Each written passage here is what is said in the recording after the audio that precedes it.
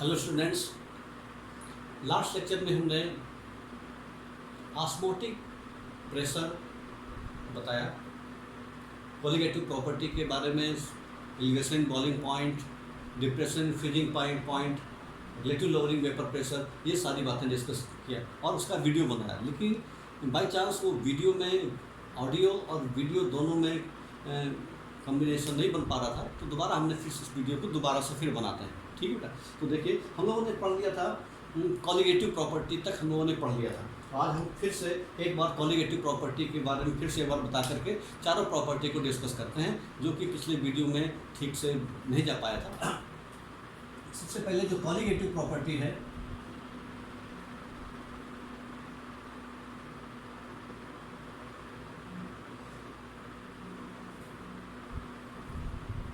हमने last lecture में सीखा, colligative properties are those properties which depends upon the number of solute particle. ऐसी property जो number of solute particle पर depend करती हैं, नॉट देयर नेचर, उनके नेचर पर डिपेंड नहीं करती। ऐसे ही प्रॉपर्टी को हम बोलते हैं colligative property. Colligative properties are those property which depends upon the number of solute particle, do not depend on their nature, उनके नेचर पर डिपेंड नहीं बल्कि नंबर पर डिपेंड करती हैं। ठीक है, कॉलिगेटिव प्रॉपर्टी चार प्रकार की होती हैं। कौन कौन सी? एक होती है आपकी ऑस्मोटिक प्रेशर,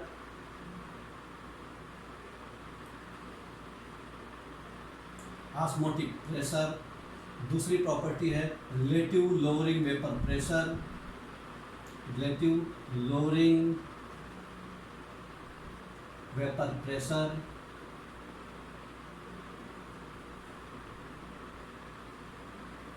तीसरी होती है elevation in boiling point, elevation in boiling point. और चौथी प्रॉपर्टी है डिप्रेशन इन फ्रीजिंग पॉइंट।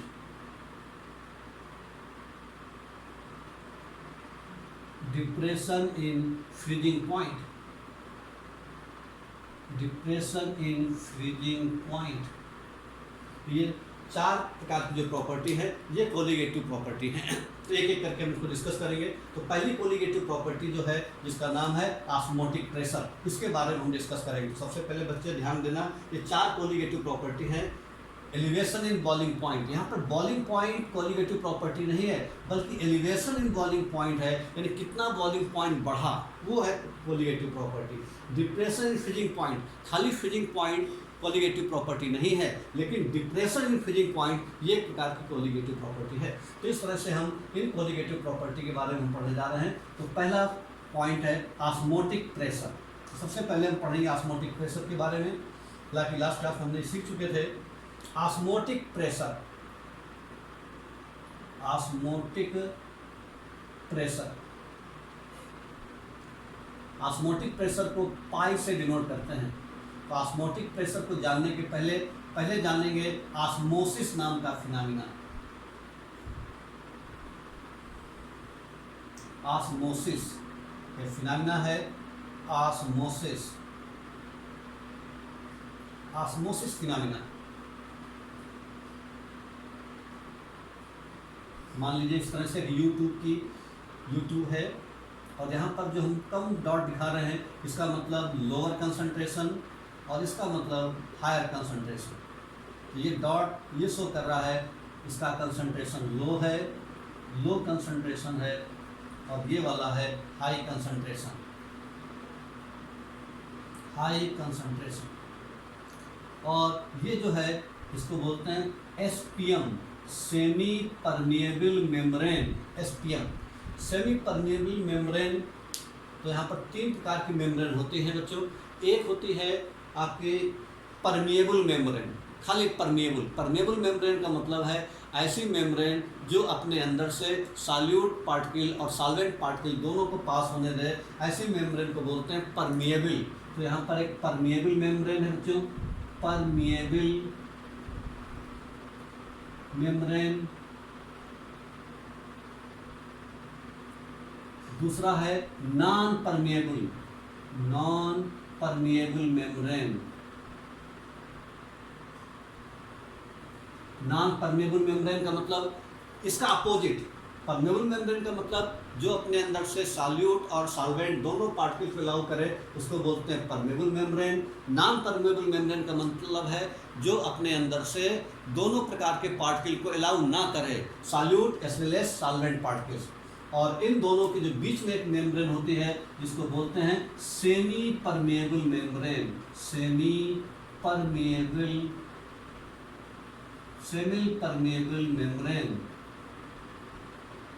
इसी को बोलते हैं हम लोग SPM। सेमी परमेबल मेम्ब्रेन का मतलब है ये इन दोनों के बीच की एक मेम्ब्रेन है जिसमें केवल सॉल्वेंट के मॉलिक्यूल ही वो मेम्ब्रेन अलाउ करती है, सॉल्यूट के पार्टिकल को अलाउ नहीं करती। ऐसी मेम्ब्रेन को बोलते हैं सेमी परमेबल मेम्ब्रेन। तो यहाँ पर 3 प्रकार की मेम्ब्रेन के बारे में ध्यान रखेंगे। तो सेमी परमेबल मेम्ब्रेन क्या होती है ये बात आपको समझ में आ जाएगी। तो 3 प्रकार की मेम्ब्रेन, पहली मेम्ब्रेन का नाम है नॉन परमेबल। नॉन परमेबल मतलब जो परमिट ना करे, अपने अंदर से सॉल्यूट और सॉल्वेंट के पार्टिकल्स को अलाउ ना करे, उसको बोलते हैं हम लोग नॉन परमेबल मेम्ब्रेन। जो परमेबल मेम्ब्रेन है जो परमिट करे, ऐसी मेम्ब्रेन जो अपने अंदर से सॉल्यूट और सॉल्वेंट पार्टिकल दोनों को अलाउ करे वो परमेबल। जो दोनों को अलाउ ना करे वो नॉन परमेबल। जो एक को अलाउ करे, किसको करे, केवल सॉल्वेंट पार्टिकल को अलाउ करती है, सॉल्यूट पार्टिकल को अलाउ ना करे, तो ऐसी मेम्ब्रेन को बोलते हैं हम लोग सेमी परमेबल मेम्ब्रेन के नाम से जानते हैं। तो ऑस्मोसिस क्या है? ऑस्मोसिस के एग्जाम्पल हमने देखे होंगे। जैसे किशमिश को अगर हम पानी में डाल दें तो किशमिश पानी में फूल करके मोटी हो जाती है। तो हम देखते हैं कि खीर वगैरह बनती है घर में, तो अगर हम उसको किशमिश डाल दें दूध में तो क्या होगा, फूल करके मोटी हो जाती है। या चने को पानी में भिगो दें तो भी फूल करके मोटे हो जाते हैं। तो इस तरह का जो प्रोसेस है वो है ऑस्मोसिस। ठीक है। उसी तरह से अगर अंगूर को चीनी के गाढ़े घोल में डाल दें तो अंगूर पिचक जाएगा। इस पूरे फिनोमेना को बोलते हैं आपका ऑस्मोसिस। तो ऑस्मोसिस की डिफिनीशन क्या है? The spontaneous flow of solvent molecule from lower concentration to higher concentration through semi permeable membrane is known as osmosis. तो डिफिनीशन एक बार मैं लिख देता हूँ। तो डिफिनीशन क्या कहते हैं? The spontaneous flow,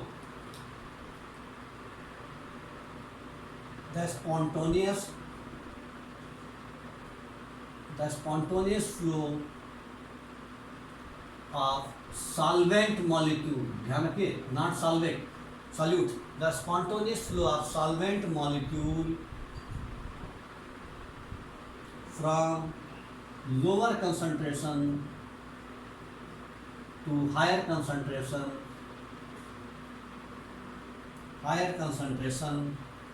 through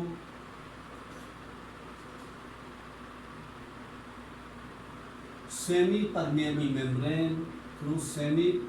membrane is known as osmosis। तो ऑस्मोसिस की डिफिनीशन कहीं पर आए तो ये आप ऑस्मोसिस की डिफिनीशन लिख सकते हैं। द स्पॉन्टेनियस फ्लो, स्पॉन्टेनियस का मतलब अपने आप फ्लो, हमें कुछ नहीं करना है। किशमिश को पानी में डाल देंगे तो अपने आप फूल के मोटी हो जाएगी।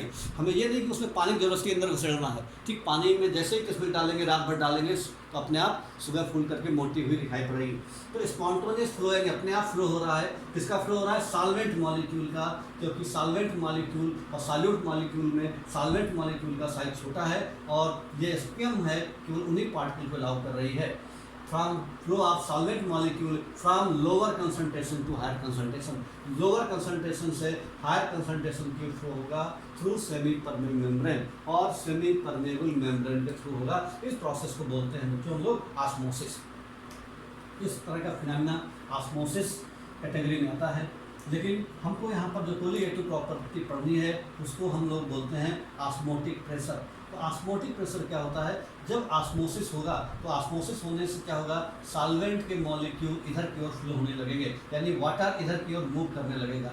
जब वाटर इधर की ओर मूव करने लगेगा तो बच्चों ये लेवल राइज हो जाएगा। मान लीजिए पहले ये लेवल A था, अब लेवल A' हो गया, और यहाँ पर ये लेवल B था। तो ये अगर लेवल राइज हो रहा है तो इसका लेवल क्या होगा, कम हो जाएगा, और ये लेवल मान लीजिए B' हो गया। तो पहले लेवल था यहाँ पर A, यहाँ पर था B, इसका लेवल कम हो गया, B' हो गया, और इसका लेवल बढ़ करके कितना हो गया, A' हो गया।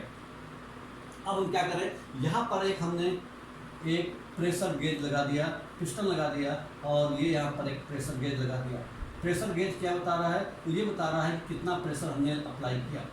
अब हम क्या करें, पिस्टन से प्रेशर अप्लाई कर रहे हैं, तो पिस्टन से जब प्रेशर अप्लाई करेंगे तो जो ए डैश है वो धीमे धीमे यहाँ पर आ जाएगा, और प्रेशर अप्लाई करेंगे तो यहाँ पर आ जाएगा, और प्रेशर अप्लाई करेंगे तो यहाँ पर आ जाएगा, धीमे धीमे इस पोजीशन पर आ जाएगा।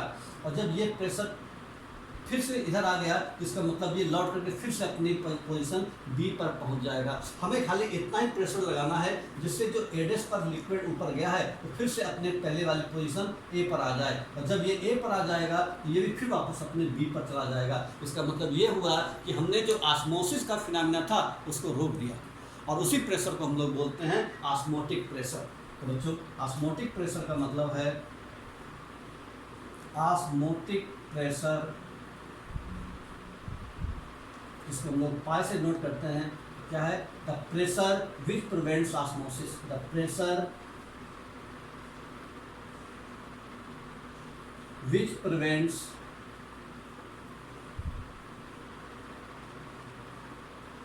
Osmosis.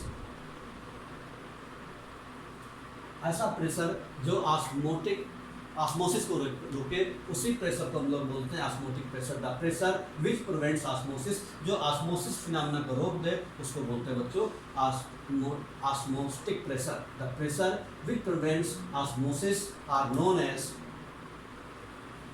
Known as osmotic pressure. Osmotic pressure,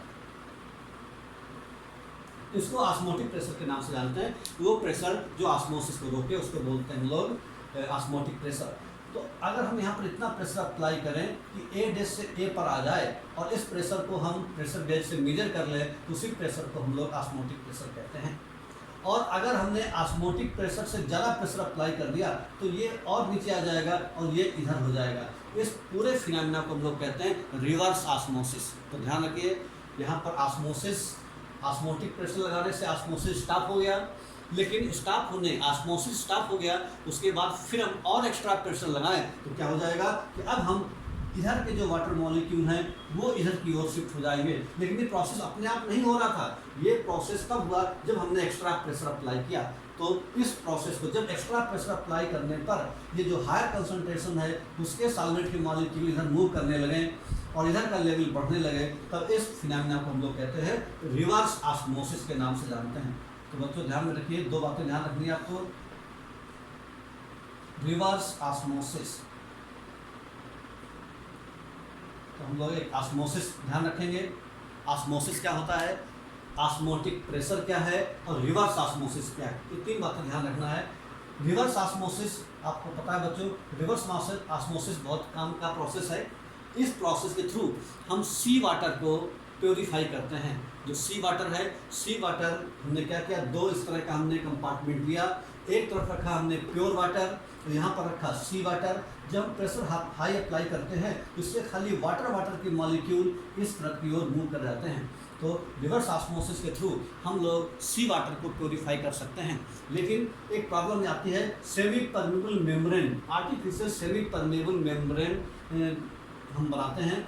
जब यहाँ पर प्रेशर अप्लाई करते हैं तो ये मेम्ब्रेन फटने का डर रहता है, इसलिए बहुत ज़्यादा क्वांटिटी में सी वाटर को प्योरीफाई नहीं कर सकते। हाँ, थोड़ा बहुत क्वांटिटी में हम सी वाटर को प्योरीफाई कर सकते हैं, क्योंकि यहाँ पर जो सेमी परमेबल मेम्ब्रेन है वो इतनी मजबूत नहीं बन पाती जो कि आपका इस प्रेशर को बेयर कर सके। इसलिए रिवर्स ऑस्मोसिस के थ्रू हम सी वाटर को प्योरीफाई तो कर सकते हैं, लेकिन बहुत बड़ी क्वांटिटी में हम इसको अभी प्योरीफाई नहीं कर पा रहे हैं। अगर ऐसा हो जाए तो जो ड्रिंकिंग वाटर है उसकी समस्या दूर हो जाए, लेकिन अभी तक ऐसा पॉसिबल नहीं है। थोड़ा बहुत हम पानी को प्योर कर सकते हैं 100, 200, 500, 1000 आदमी के लिए, लेकिन हम पूरी देश की आबादी के लिए इसको अभी अप्लाई नहीं कर पाते हैं। ठीक बच्चों, तक आपको ध्यान रखना है कि ऑस्मोटिक प्रेशर क्या है, ऑस्मोसिस क्या है और रिवर्स ऑस्मोसिस क्या है। ये तीन कॉन्सेप्ट आपको ध्यान में रखने हैं। अब ऑस्मोटिक प्रेशर का जो फार्मूला है, वान ठाक नाम के साइंटिस्ट ने बताया कि जिस तरीके से गैसें बिहेव करती हैं, गैस हमने 11th क्लास में सीखा है, गैसेस बिहेवियर के बारे में हमने चैप्टर पढ़े हैं, Charles law, Boyle's law, ideal gas equation, ये सारे चीज़ हमने पढ़े 11th क्लास में। ऐसा ही इन्होंने बताया वान ठाफ नाम के साइंटिस्ट।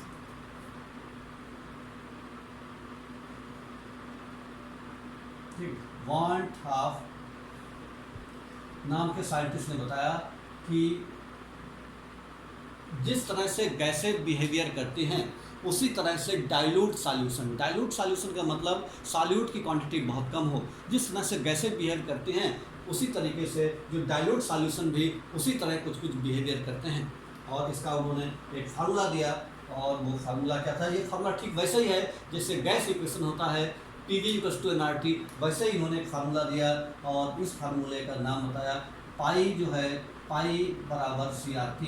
यानी अगर हम कांस्टेंट टेम्परेचर पर देखें तो पाई और जो C है एक दूसरे के डायरेक्टली प्रोपोर्शनल होती है, टेम्परेचर कांस्टेंट हो तो यहाँ से फार्मूला बनेगा पाई बराबर CRT। टेम्परेचर कांस्टेंट है यहाँ पर, तो पाई बराबर CRT। यहाँ पर पाई का मतलब है ऑस्मोटिक प्रेशर, C का मतलब होता है मोलर कंसंट्रेशन, C बराबर मोलर कंसंट्रेशन, और जिसका फार्मूला N/V। N का मतलब number of moles of solute, V का मतलब volume of solution in litre, V का मतलब है volume of solution in litre, ये V का मतलब है, और N का मतलब है number of moles of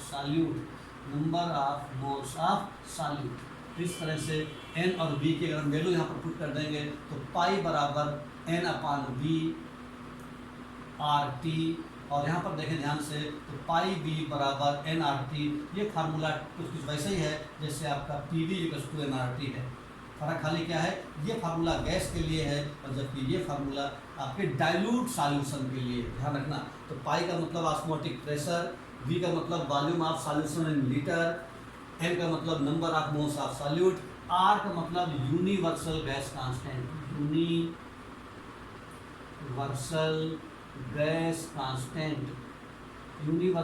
constant है।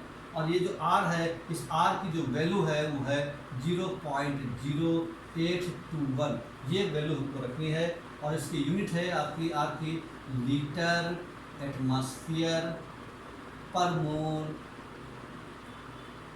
पर केल्विन। तो R की यूनिट है, न्यूमेरिकल लगाते समय आपको ये फॉर्मूला याद रखना है, R बराबर 0.0821, ये वैल्यू रखनी है, ठीक है, लीटर एटमॉस्फेयर पर मोल पर केल्विन, और ये R की वैल्यू कांस्टेंट रहेगी। टेम्परेचर रहेगा, वो temperature should be in kelvin, temperature को केल्विन में रखना है। N का मतलब नंबर ऑफ मोल्स का फार्मूला आपको पता है, given mass upon molar mass, volume of solution in litre, और पाई का मतलब ऑस्मोटिक प्रेशर। डायरेक्ट कंसंट्रेशन दिया है तो ये फॉर्मूला अप्लाई करेंगे, कंसंट्रेशन डायरेक्ट नहीं दिया है, मोल्स वगैरह दिया है या सॉल्यूट का मास दिया है तो हम पूरा ये फॉर्मूला अप्लाई करेंगे।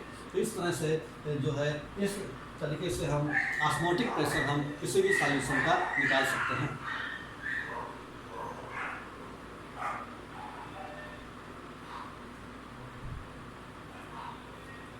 अब यहाँ पर एक दूसरा फिनोमेना है ऑस्मोटिक प्रेशर के बाद कि आइसोटोनिक सॉल्यूशन किसको कहते हैं? Isotonic solution. अब यहाँ पर हमारे पास 3 सॉल्यूशन है, एक आइसोटोनिक है, एक हाइपोटोनिक और एक है हाइपरटोनिक। तो 3 प्रकार के सॉल्यूशन हैं हाइपरटोनिक सॉल्यूशन। तो यहाँ पर आइसोटोनिक सॉल्यूशन का मतलब 2 सॉल्यूशन अगर हमारे पास ऐसे हैं जिनके ऑस्मोटिक प्रेशर सेम है। मान लीजिए हमारे पास एक सॉल्यूशन है A और दूसरा सॉल्यूशन है B। अगर ये 2 सॉल्यूशन हैं और दोनों के ऑस्मोटिक प्रेशर, तो ऑस्मोटिक प्रेशर का मतलब पाई A और पाई B, अगर ये दोनों बराबर हो जाएं तो ऐसे सॉल्यूशन को बोलते हैं हम लोग आइसोटोनिक सॉल्यूशन। तो ऐसे सॉल्यूशन को कहते हैं आइसोटोनिक सॉल्यूशन। तो आइसोटोनिक सॉल्यूशन का मतलब है ऐसे सॉल्यूशन जिनके ऑस्मोटिक प्रेशर सेम होते हैं, उनको हम आइसोटोनिक सॉल्यूशन के नाम से जानते हैं। अगर मान लीजिए कि A का ऑस्मोटिक प्रेशर कम है और B का ऑस्मोटिक प्रेशर ज़्यादा, तो जो A वाला है उसको हम बोलेंगे हाइपोटोनिक, जिसका ऑस्मोटिक प्रेशर कम है तो हाइपोटोनिक सॉल्यूशन के नाम से जानते हैं, और जिसका ऑस्मोटिक प्रेशर ज़्यादा है उसको कहते हैं हाइपरटोनिक। तो हाइपरटोनिक सॉल्यूशन। तो आपको ये ध्यान रखना है कि 3 प्रकार के सॉल्यूशन हैं, आइसोटोनिक, हाइपोटोनिक और हाइपरटोनिक। आइसोटोनिक का मतलब वो दो सॉल्यूशन जिनके ऑस्मोटिक प्रेशर सेम होते हैं उनको कहते हैं आइसोटोनिक, और वो सॉल्यूशन जिसका ऑस्मोटिक प्रेशर कम होता है उसको बोलते हैं हाइपोटोनिक, और जिसका ऑस्मोटिक प्रेशर ज़्यादा है उसको बोलते हैं हम लोग हाइपरटोनिक। तो 3 प्रकार का सॉल्यूशन आपको ध्यान में रखना है, isotonic, hypertonic, hypotonic and hypertonic. ठीक है, कम वाले को हाइपोटोनिक, ज़्यादा वाले को हाइपरटोनिक। उसके बाद में एक एग्जाम्पल लेते हैं आपको। जैसे एग्जाम्पल के लिए अगर जो नॉर्मल सेलाइन वाटर होता है, नॉर्मल सेलाइन वाटर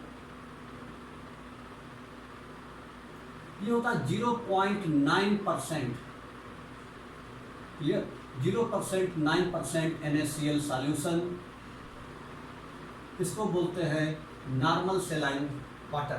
तो अगर हम ब्लड सेल्स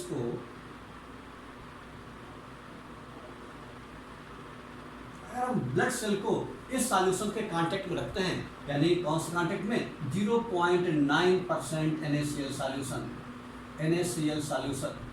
अगर हम इस सॉल्यूशन के कांटेक्ट में रखते हैं तो क्या देखते हैं, ये दोनों इस समय आइसोटोनिक होते हैं। इसका मतलब है कि जो इसके अंदर का जो लिक्विड है और इसके अंदर का लिक्विड है, इन दोनों के ऑस्मोटिक प्रेशर सेम है, यानी दोनों का कंसंट्रेशन बराबर है। तो ऑस्मोटिक प्रेशर सेम है, कंसंट्रेशन बराबर है, इस बात से क्या होगा कि जो ब्लड सेल है ना तो ये फूलेगी और ना ही ये श्रिंक होगी, ना तो स्वेलअप होगी ना ही श्रिंक होगी, क्योंकि इस सॉल्यूशन के कांटेक्ट में रखी जाती है। लेकिन अगर हम इसका कंसंट्रेशन 0.9% से कम कर दें, लेस देन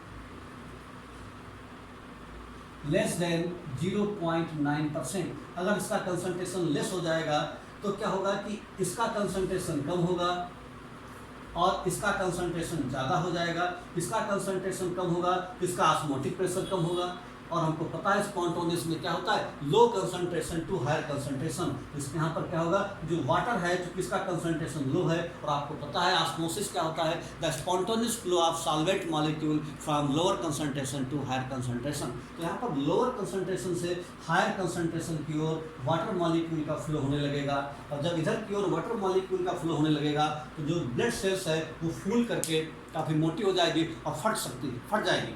ठीक, ज़्यादा आपका अप्लाई करने पर ज़्यादा पानी इसके अंदर एंट्री कर जाएगा और ये स्वेलअप होकर ब्रस्ट हो जाएगी। ठीक है, लेकिन अगर हम क्या करें कि मोर देन 0.9%, अगर हम 0.9% से कंसंट्रेशन ज़्यादा कर दें तो यहाँ पर क्या हो जाएगा, इसका कंसंट्रेशन ज़्यादा है, इसका कंसंट्रेशन कम हो जाएगा, तब वाटर का मॉलिक्यूल इधर से इधर की ओर फ्लो होने लगेंगे, और फिर इस कंडीशन में क्या हो जाएगा, जो ब्लड सेल है वो श्रिंक कर जाएगी, बिल्कुल पिचक जाएगी, श्रिंक कर जाएगी, सिकुड़ जाएगी, और आपका ब्लड सेल ना तो इस तरह के कम सॉल्यूशन होना चाहिए ना इस तरह से सॉल्यूशन होना चाहिए, यानी 0.9% NaCl का ही सॉल्यूशन होना चाहिए, तभी इसमें ब्लड सेल जल कर पाती है, तभी सुरक्षित रह पाती है। तो यहाँ पर इसका कंसंट्रेशन कम हो गया तो ऑस्मोटिक प्रेशर कम हो गया, तो ऐसे सॉल्यूशन को यहाँ पर बोलेंगे हाइपोटोनिक, यानी ये जो सॉल्यूशन हमारा बना इसका नाम है हाइपोटोनिक, हाइपोटोनिक के नाम से जानेंगे। और जब ये जो सॉल्यूशन बना इसको हम कहेंगे ब्लड सेल के कंपेरिजन में आपका ये कैसा है, हाइपरटोनिक सॉल्यूशन, हाइपरटोनिक सॉल्यूशन के नाम से जाना जाता है। तो इस तरीके से हाइपोटोनिक, हाइपरटोनिक या आइसोटोनिक क्या होता है ये बात हमने जानी। उसके बाद बच्चों दूसरी कोलिगेटिव प्रॉपर्टी है जिसका नाम है relative lowering in vapour pressure. इसके बारे में हम सीखेंगे relative lowering in vapour pressure क्या होता है। तो सबसे पहले हम वेपर प्रेशर के बारे में हमने लास्ट क्लासों में बताया कि वेपर प्रेशर क्या होता है। वेपर प्रेशर के बारे में एक बार हम फिर जानते हैं कि वेपर प्रेशर आखिर कहते किसको हैं। वेपर प्रेशर का मतलब है कि अगर हमारा कोई लिक्विड है, ये लिक्विड, तो यहाँ पर क्या होगा, इसके सरफेस पर वेपर्स बनेंगे, सरफेस पर वेपर बनते हैं और वेपर्स बनना शुरू होता है। इस प्रोसेस को बोलते हैं हम लोग इवापोरेशन। वेपर्स बन रहे हैं, वेपर्स बनते जाएंगे, शुरू में खाली वेपर्स बनेंगे, लेकिन चूंकि बर्तन बंद है, बर्तन खुला होता है तो वेपर्स उड़ जाते हैं, लेकिन अगर बर्तन बंद है तो ये वेपर्स बनेंगे और कुछ देर के बाद ये वेपर्स फिर बूंद बूंद करके गिरने लगेंगे इसी सॉल्यूशन के अंदर। क्लियर, ये इसको बोलते हैं वेपराइजेशन और इस प्रोसेस को बोलते हैं कंडेंसेशन। कंडेंसेशन अगर दोनों का रेट ऑफ वेपराइजेशन और रेट ऑफ कंडेंसेशन दोनों सेम स्पीड से हो रहे हों तो यहाँ पर जो प्रेशर अप्लाई होगा उसी को बोलते हैं हम लोग वेपर प्रेशर। तो वेपर प्रेशर का मतलब क्या है, हमने लास्ट लेक्चर में बताया भी था। वेपर प्रेशर का मतलब है the pressure exerted by the vapors on the surface of liquid at equilibrium position is known as vapor pressure। यानी वेपर प्रेशर क्या है, सरफेस ऑफ लिक्विड पर अप्लाई होगा कब, इक्विलिब्रियम की पोजीशन में। इक्विलिब्रियम का मतलब है when speed of vaporisation equals to speed of condensation. ठीक है, उस समय जो वेपर्स जितना प्रेशर अप्लाई करेंगे उसको बोलते हैं हम लोग वेपर प्रेशर। अब वेपर प्रेशर के बारे में हम लोग क्या सीखने जा रहे हैं कि मान लीजिए हमारे पास कोई एक प्योर सॉल्वेंट है, इसको हम वाटर मान लेते हैं। प्योर सॉल्वेंट है, वाटर है, मान लीजिए हमारे पास सॉल्वेंट कोई दूसरा भी हो सकता है। इसमें अगर हम कोई नॉन वोलाटाइल सब्सटेंस मिला दें, नॉन वोलाटाइल, ध्यान रखना ये बात, नॉन वोलाटाइल। नॉन वोलाटाइल का मतलब जो वेपराइज ना हो पाए, अपने आप वेपराइज नहीं हो पाता, उसको नॉन वोलाटाइल कहते हैं। जैसे कि NaCl नमक, शक्कर, NaCl शुगर भी है, ग्लूकोज भी है, ये सारे सब्सटेंस नॉन वोलाटाइल हैं। जबकि पानी कैसा है, वोलाटाइल। पानी कैसा है, वोलाटाइल। एल्कोहल कैसा है, वोलाटाइल। स्प्रिट कैसा है, वोलाटाइल। ठीक है, पेट्रोल कैसा है, वोलाटाइल। एसीटोन कैसा, वोलाटाइल। ये सारे कंपाउंड क्या वोलाटाइल हैं। ठीक है, तो यहाँ पर जो वाटर है वो वोलाटाइल है और ये नॉन वोलाटाइल। जब किसी प्योर सॉल्वेंट में कोई नॉन वोलाटाइल सब्सटेंस मिलाते हैं तो हमेशा उसके वेपर प्रेशर में कमी हो जाती है। मान लीजिए कि पानी का जब हमने नॉन वोलाटाइल सब्सटेंस नहीं मिलाया था उस समय पानी का जो वेपर प्रेशर था वो कितना था, P0। P0 से नोट कर रहे हैं हम लोग पानी का, प्योर वाटर का वेपर प्रेशर। लेकिन जब हमने उसमें कोई नॉन वोलाटाइल सब्सटेंस मिला दिया गया तो हमेशा उसके वेपर प्रेशर में कमी हो जाती है। और उस कमी होने के बाद हमने मान लिया PS। PS का मतलब आफ्टर एडिंग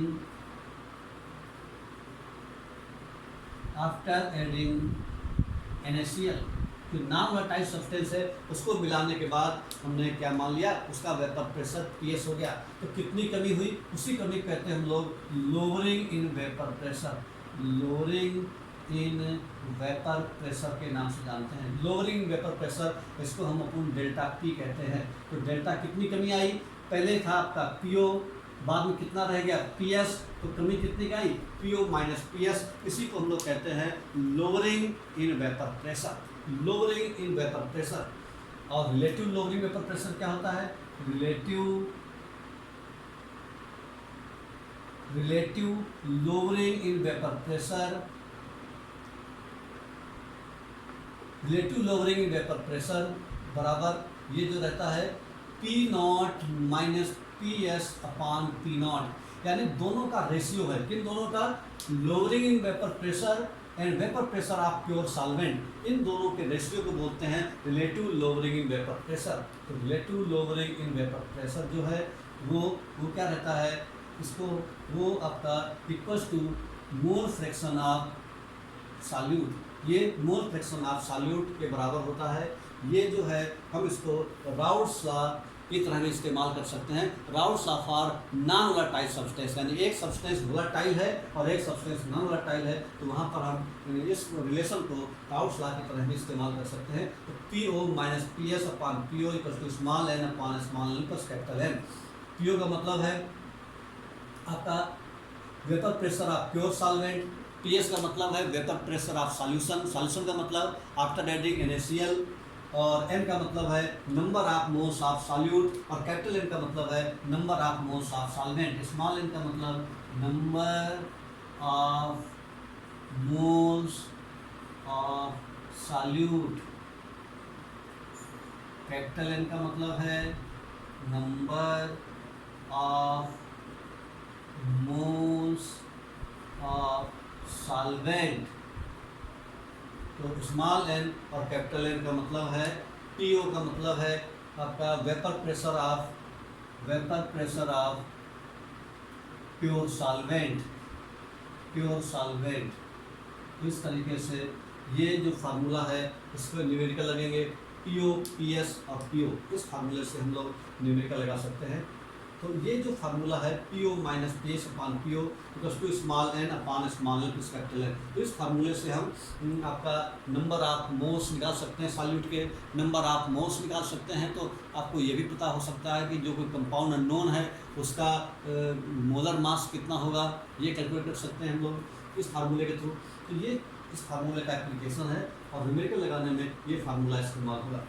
लेकिन इस फार्मूले में बच्चों एक दिक्कत ये है, कैलकुलेशन इसमें आसान नहीं रहता।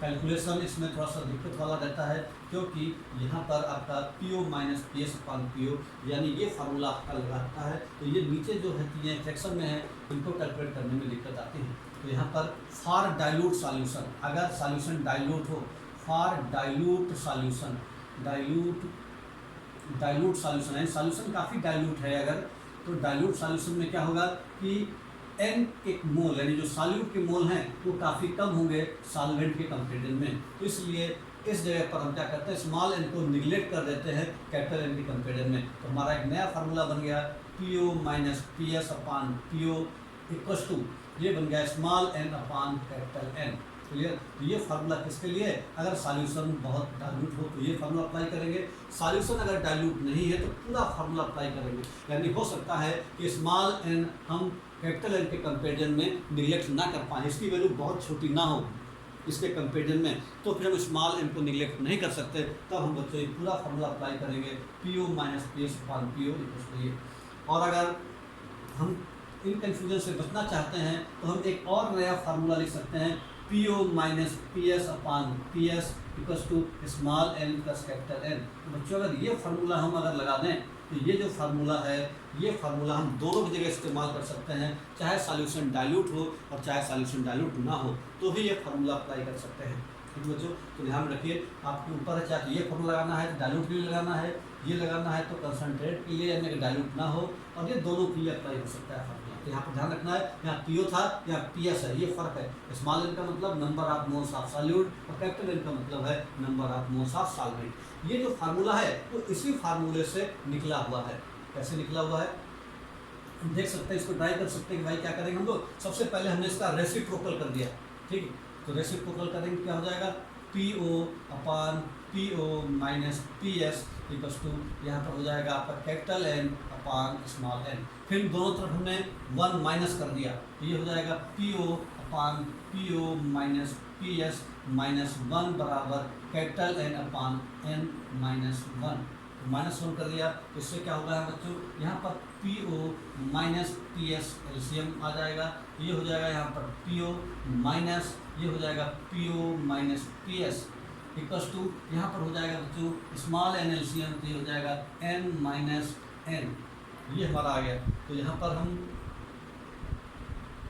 यहाँ पर बल्कि पूरा फार्मूला अप्लाई करते ज़्यादा सही रहेगा। यहाँ पर इस फार्मूले में ये जो एन है वो भी लगा दें, यहाँ पर एन, ये वाला फार्मूला जो कंसंट्रेशन पूरा फार्मूला जो था वो वाला। तो यहाँ पर एन प्लस एन, यहाँ पर भी एन प्लस एन रहेगा, तो एलसीएम लेंगे तो एन प्लस एन आ जाएगा, तो ये हो जाएगा एन प्लस एन से एन बचेगा, ये हो जाएगा एन प्लस एन।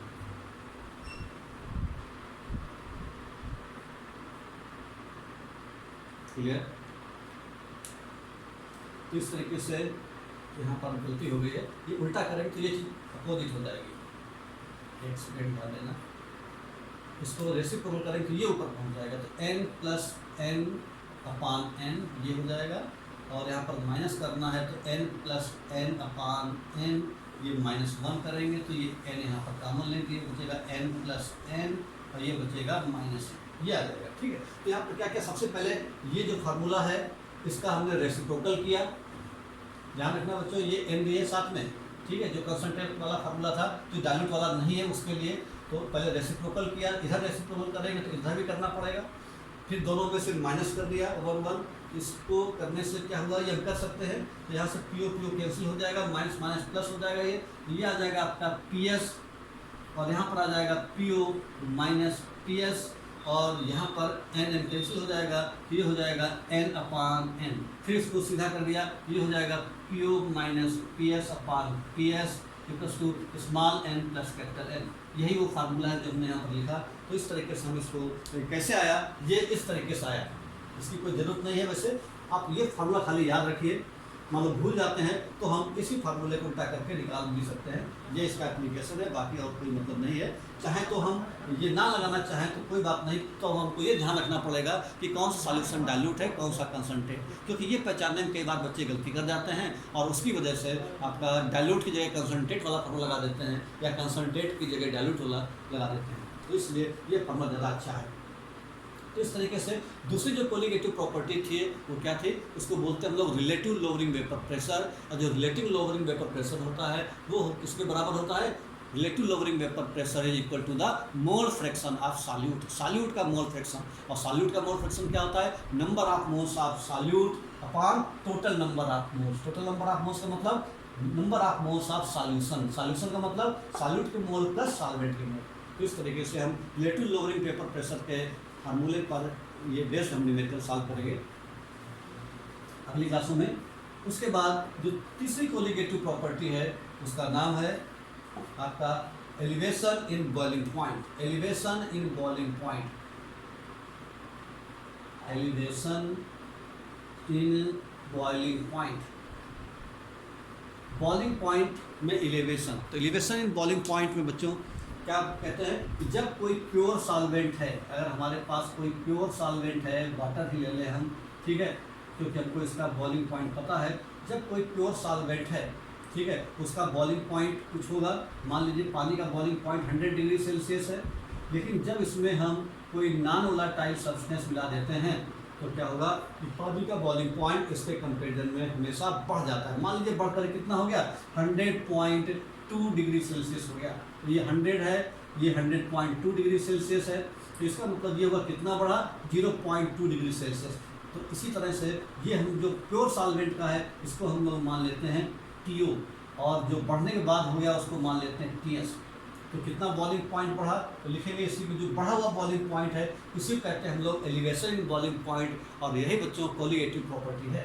खाली बॉइलिंग पॉइंट कोलिगेटिव प्रॉपर्टी नहीं होती, कितना बॉइलिंग पॉइंट बढ़ा ये होता है एलिवेशन। और इसे ही elevation in boiling point, elevation in boiling point कितना हुआ, पहले इतना था, बाद में बढ़ करके इतना हो गया। कितना डिफरेंस है, दिस माइनस दिस, यानी TS माइनस TO। TO का मतलब है boiling point of pure solvent और TS का मतलब है बॉइलिंग पॉइंट ऑफ सॉल्यूशन, यानी आफ्टर एडिंग NaCl, ठीक है। तो boiling point, elevation boiling point जो है ये, और एलिवेशन बॉइलिंग पॉइंट को हम लोग डेल्टा TV से शो करते हैं। तो डेल्टा TV बराबर TS minus TO। Delta TV बराबर बच्चों होता है डेल्टा TV बराबर TS माइनस TO। चूँकि delta TV elevation boiling point भी कोलिगेटिव प्रॉपर्टी है। तो ये जो कोलिगेटिव प्रॉपर्टी है ये आपका मोलरिटी के डायरेक्टली प्रोपोर्शनल होती है, यानी मोलरिटी। और जो डेल्टा TV है हम यहाँ पर लिख सकते हैं KB इंटू M, M माने मोलरिटी, ये आपका KB है। तो ये आपका डेल्टा B बराबर KB into M, M stand for molarity, molarity. और जो KB है बच्चों इसको बोलते हैं हम लोग मोलर एलिवेशन कांस्टेंट। जो KB है इसका नाम है मोलर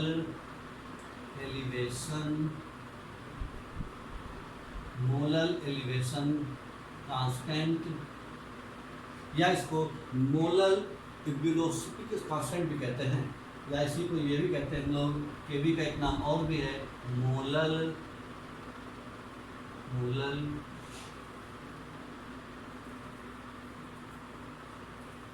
स्कोपिक कांस्टेंट, चाहे ये कहें दोनों की बातें हैं। तो इस तरीके से ये ये की बात है। तो KB का मतलब जो है मोलर एलिवेशन कांस्टेंट, जो KB की वैल्यू है वो सॉल्वेंट के ऊपर डिपेंड करती है। यानी अगर अलग अलग सॉल्वेंट के लिए KB की वैल्यू अलग अलग रहेगी, पानी के लिए अलग है, एसीटोन के लिए अलग है, बेंजीन के लिए KB की वैल्यू अलग होगी। जैसा भी होगा न्यूमेरिकल में लिख दिया जाएगा और KB की वैल्यू आपको दी रहेगी। M का मतलब मोलरिटी और डेल्टा TV का मतलब है elevation in boiling point, delta TV बराबर TS माइनस TO। अब इसी फार्मूले में अगर हम मोलरिटी की वैल्यू डाल दें तो मोलरिटी का फार्मूला अप्लाई कर देंगे तो इससे हमको मास वगैरह निकल करके आ जाएगा। तो डेल्टा टी वी बराबर K we, delta T V बराबर के वी। मोलरिटी का मतलब होता है number of moles of solute upon mass of solvent in kilogram, यानी 1 किलोग्राम सॉल्वेंट में सॉल्यूट के कितने नंबर ऑफ मोल्स प्रेजेंट हैं, उसी को हम लोग कहते हैं बच्चों मोलरिटी। तो यहाँ पर हम फार्मूला अप्लाई करेंगे नंबर ऑफ मोल्स यानी small w upon small m, ये हो गया। उसके बाद में प्रेजेंट इन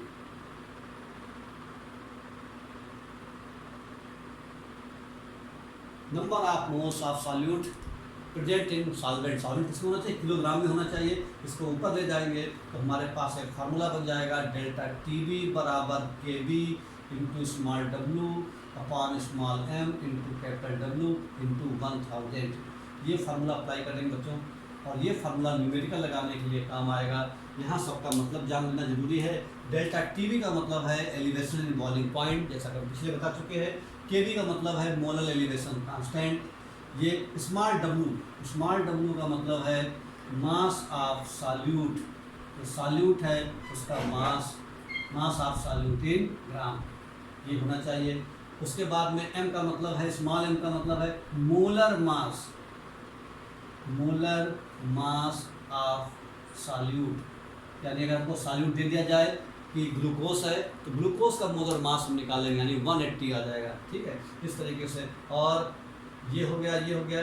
कैपिटल W का मतलब mass of solvent, capital W का मतलब है mass of solvent, capital W का मतलब मास ऑफ सॉल्वेंट।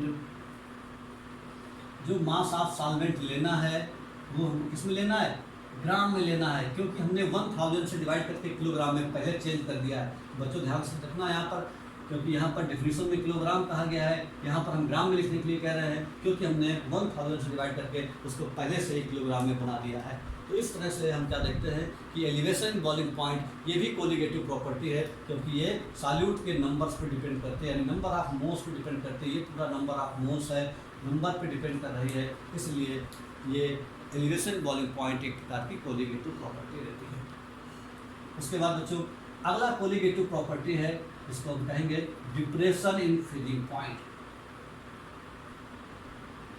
अगली कोलिगेटिव प्रॉपर्टी का मतलब है depression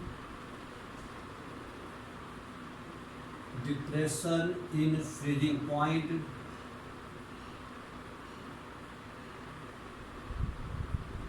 depression in freezing point ये आपका बॉइलिंग पॉइंट का अपोजिट है कि अगर कोई प्योर सॉल्वेंट है और उस प्योर सॉल्वेंट में अगर हम कोई नॉन वोलेटाइल सब्सटेंस मिला देते हैं तो इसका फ्रीजिंग पॉइंट कम हो जाता है। जैसे पानी है तो पानी का फ्रीजिंग पॉइंट कितना है, 0 डिग्री सेल्सियस, इसको हमने मान लिया TO, और उसके बाद में NaCl मिलाया तो उसका बॉइलिंग पॉइंट हो गया TS, फ्रीजिंग पॉइंट हो गया TS। तो इस तरह से हम क्या देखते हैं कि कितने की कमी आई, यानी NaCl मिलाने के बाद फ्रीजिंग पॉइंट हमेशा पहले कंपेरिजन में कम होता है।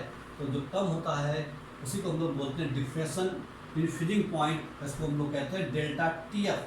तो डेल्टा TF बराबर क्या हो जाएगा, TO माइनस TS। और जबकि डेल्टा TB क्या होता था, डेल्टा TB बराबर होता था TS माइनस TO। तो फर्क ध्यान में रखना है कि TO माइनस TS या TS माइनस TO। तो डिप्रेशन इन फ्रीजिंग पॉइंट का फार्मूला है TO माइनस TS, यानी प्योर सॉल्वेंट का फ्रीजिंग पॉइंट ज़्यादा होता है, और जब हम उसमें कोई NaCl नॉन वोलेटाइल सब्सटेंस मिला देते हैं तो हमेशा उसका फ्रीजिंग पॉइंट पहले के कंपेरिजन में कम हो जाता है, क्योंकि जो बॉइलिंग पॉइंट या फ्रीजिंग पॉइंट है ये किसी भी लिक्विड की अपनी कैरेक्टरिस्टिक प्रॉपर्टी है। अगर हमको जानना है कि कोई भी लिक्विड प्योर है या नहीं तो हम उसके फ्रीजिंग पॉइंट या उसके बॉइलिंग पॉइंट से जान सकते हैं। जैसे पानी का बॉइलिंग पॉइंट 100 डिग्री सेल्सियस होता है, अगर पानी का बॉइलिंग पॉइंट 100 डिग्री सेल्सियस से ज़्यादा आ रहा है इसका मतलब उसमें कुछ ना कुछ इम्प्योरिटी जरूर प्रेजेंट है, तभी उसका बॉइलिंग पॉइंट बढ़ गया है। अगर प्योर वाटर होता तो उसका बॉइलिंग पॉइंट 100 डिग्री सेल्सियस आता, क्योंकि उसकी कैरेक्टरिस्टिक प्रॉपर्टी है। ऐसे फ्रीजिंग पॉइंट भी पानी का कितना है, 0 डिग्री सेल्सियस, और अगर उससे कम आ रहा है उसका मतलब उसमें कोई इम्प्योरिटी प्रेजेंट है नहीं। तो इस तरह से बच्चों डेल्टा TF बराबर TO माइनस TS, जो डेल्टा TF है ये भी डायरेक्टली प्रोपोर्शनल टू मोलरिटी का रहता है, और डेल्टा TF इक्वल्स टू यहाँ पर KF, इसका फार्मूला भी वैसे ही है जैसे डेल्टा टीवी का होता था, सेम फार्मूला इसका भी है वैसे ही। तो डेल्टा टीएफ जो है, डेल्टा टीएफ बराबर के एफ अगर हम रखेंगे यहाँ पर और इंटू मोलरिटी, तो small W upon small M into capital W into 1000, ये फार्मूला अप्लाई कर देंगे। तो फर्क खाली कहाँ पर इतना है, डेल्टा टीवी की जगह डेल्टा टीएफ हो जाएगा, वहाँ पर केवी था यहाँ पर केएफ हो जाएगा, ये फ़र्क है। और जैसे वहाँ पर केवी का मतलब होता था molal depression, molal elevation constant, तो केएफ का मतलब हो जाएगा molal depression constant, depression constant या मोलल क्रायोस्कोपिक कांस्टेंट के नाम से जानते हैं। तो चाहे हम ये कहें चाहे ये कहें, दोनों का मतलब एक ही होता है। केएफ का मतलब रहता है ये बच्चों, स्मॉल डब्ल्यू का मतलब है mass of solute, small M का मतलब है molar mass of solute, capital W का मतलब है मास ऑफ सॉल्वेंट इन ग्राम पर 1000, डेल्टा टीएफ का मतलब elevation depression in freezing point, और ये टीओ माइनस टीएस के बराबर होता है। तो ये फार्मूला भी आपका न्यूमेरिकल लगाने का काम है बच्चों। तो अगली क्लास में हम बच्चों पढ़ेंगे कि किस तरीके से न्यूमेरिकल लगाए जाते हैं, वो हम अगले लेक्चर में पढ़ेंगे। तब तक थैंक यू।